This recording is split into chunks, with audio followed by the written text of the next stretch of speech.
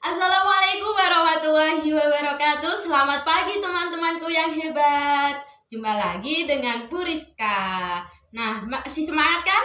Pastinya harus tambah semangat ya, meskipun pembelajarannya daring atau dari rumah.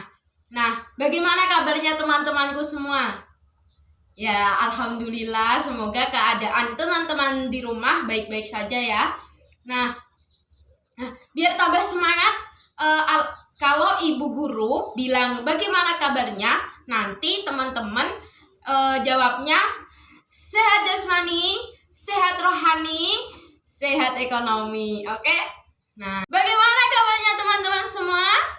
Sehat jasmani, sehat rohani, sehat ekonomi. Oke. Nah, untuk pada pagi hari ini kita akan belajar ilmu pengetahuan sosial. Nah, pada pagi hari ini kita akan membahas tentang faktor-faktor penyebab penjajahan bangsa Indonesia dan upaya bagaimana Indonesia dalam mempertahankan kedaulatannya. Bangsa Indonesia dijajah oleh bangsa Eropa selama berabad-abad. Nah, ada berapa negara Eropa yang pernah menjajah di Indonesia? Nah, benar sekali, ada 4, yaitu negara apa aja anak-anak? Nah, betul, ada negara Portugis, Belanda, Inggris, dan Spanyol. Nah, bangsa penjajahan tersebut datang di Nusantara membawa semangat implement dengan slogannya, yaitu ada yang tahu? Nah, ada 3 slogan, apa aja ayo? God, Glory, Gospel. Nah, ada yang tahu nggak gold itu apa? Nah, gold itu mencari kekayaan. Jadi bangsa Eropa itu kesini untuk mencari kekayaan atau merampas harta kita sebagai warga Indonesia. Nah, kalau untuk glory itu mencari kejayaan. Nah, kenapa negara Eropa mencari kejayaan di negara Indonesia? Karena di negara Indonesia itu banyak sekali dan macam ragam kekayaannya, ada banyak sekali ya. Kalau di Indonesia sendiri, kalau untuk gospel itu semangat menyebarkan agama Nasrani. Nah, jadi negara Eropa itu membawa agama Nasrani untuk disebarkan di Indonesia. Nah, Indonesia sendiri itu digunakan sebagai laboratorium atau lahan penjajahan. Nah, guna meneliti untuk menentukan bagaimana cara dan metode untuk menguasai Nusantara dengan baik dan benar, bangsa Eropa itu tadi ada beberapa ya. Ada tadi dengan cara kekayaan tadi, mencari kekayaan maupun mencari kejayaan maupun semangat menyebarkan agama Nasrani. Nah, untuk hasil penelitian, bangsa tersebut dapat dilihat dari berbagai macam sistem yang diterapkan oleh bangsa tersebut, walaupun tetap berujung pada kepentingan politik. Nah, baik dari sistem yang menyangkut politik, ekonomi, hingga menyangkut masalah ras dan agama yang ada di Nusantara. Nah, untuk adanya keinginan mencari kekayaan tadi, apa sih yang dicari bangsa Eropa untuk keinginannya mencari kekayaan di Indonesia? Ada yang tahu nggak? Nah, betul sekali, yaitu adalah rempah-rempah. Kenapa? Kenapa sih yang dicari kok rempah-rempah? Karena harga rempah-rempah di sana itu sangat mahal, seperti harga emas. Nah, untuk apa sih rempah-rempah di sana itu? Nah, kalau untuk rempah-rempah sendiri di sana itu untuk industri obat-obatan dan bumbu masak. Adapun keinginan tadi yang untuk menyebarkan agama. Nah, setiap mencari kekayaan dan tanah jajahan, bangsa Eropa juga membawa misi khusus. Apa tadi misinya? Yaitu menyebarkan agama kepada penduduk daerah yang dikuasainya.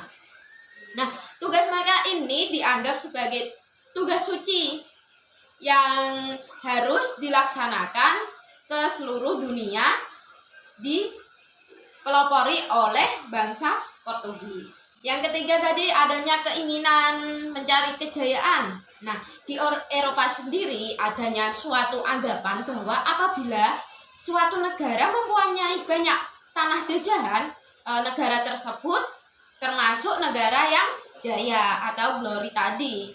Jadi mereka itu menjajah kita. Jadi mereka kalau banyak negara yang dijajah, dia itu jaya gitu.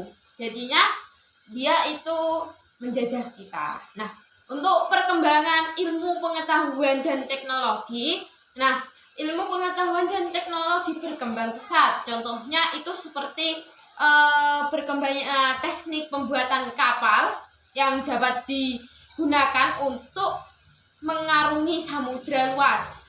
Nah, yang kedua itu ditemukannya mesin untuk persenjataan. Nah, senjata itu dapat digunakan untuk melindungi pelayaran dan ancaman bajak laut dan sebagainya. Kalau untuk bangsa Indonesia, untuk mempertahankan kedaulatan bangsa Indonesia, yaitu ada dua. Apa saja yo? Ada dua. Ada bela negara dan menjaga keutuhan NKRI. Nah, bela negara ini adalah istilah konstitusi yang dapat pada pasal 27 ayat 3 UUD Negara Republik Indonesia tahun 1945 yang berbunyi setiap warga negara berhak dan wajib ikut serta dalam upaya pembelaan negara. Nah, setiap warga negara memiliki kewajiban dan tanggung jawab untuk mempertahankan keamanan dan pertahanan seperti dalam UUD 1945 pasal 30 ayat 1 dan 2. Nah, yang berbunyi bahwa setiap warga negara berhak dan wajib ikut serta dalam usaha mempertahankan dan mengamankan bangsa negara kita. Nah, jadi menjaga keutuhan NKRI berbagi menjadi dua, yaitu ada yang secara fisik maupun ada yang secara non fisik. Nah, itu pembelajaran pada pagi hari ini. Nah, yuk kita ulang sedikit yuk. Apa aja ya yang dibahas oleh Bu Guru? Nah, ya tadi Ibu membahas tentang penjajahan bangsa Eropa yang menjajah Indonesia. Tadi bangsa Eropa negara mana aja sih yang pernah menjajah di Indonesia? Nah, ada 4 tadi. Ada bangsa Portugis, ada bangsa Belanda, apalagi Inggris dan Spanyol. Nah, itu menjajah Indonesia itu berabad-abad lamanya. Nah, untuk slogan tadi masih ada yang ingat gak? Tadi ada 3. Yang pertama ada God, Glory, ada Gospel. Nah, ayo, negara mana tadi yang paling lama menjajah Indonesia? Ya, Mbak Nurul benar sekali. Bangsa Belanda. Berapa abad, Mbak? Ya, benar sekali. 3,5 abad lamanya. Nah, itu lama sekali ya anak-anak. Ada 2 tadi. Ada apa aja Mas Anam? Ya, ada 2. Yaitu ada bela negara dan menjaga keutamaan NKRI. Nah, keutamaan NKRI itu ada 2. Tadi ada 2 cara untuk menjaga keamanan negara kita, yaitu ada secara fisik maupun secara non fisik. Nah, udah paham semua ya? Oke, kalau udah paham semua, Ibu cukupkan untuk pembelajaran pada pagi hari ini. Nah, jumpa lagi dengan Ibu minggu depan, yaitu dengan makul yang sama, tetapi pembelajarannya yang beda ya. Yaitu tentang apa? Ada yang ngerti gak? Yaitu tentang letak geografis Indonesia. Nah, oke, ya Ibu cukupkan untuk pembelajaran pada pagi hari ini tentang faktor-faktor penjajahan yang maupun bangsa mana aja yang pernah menjajah di Indonesia.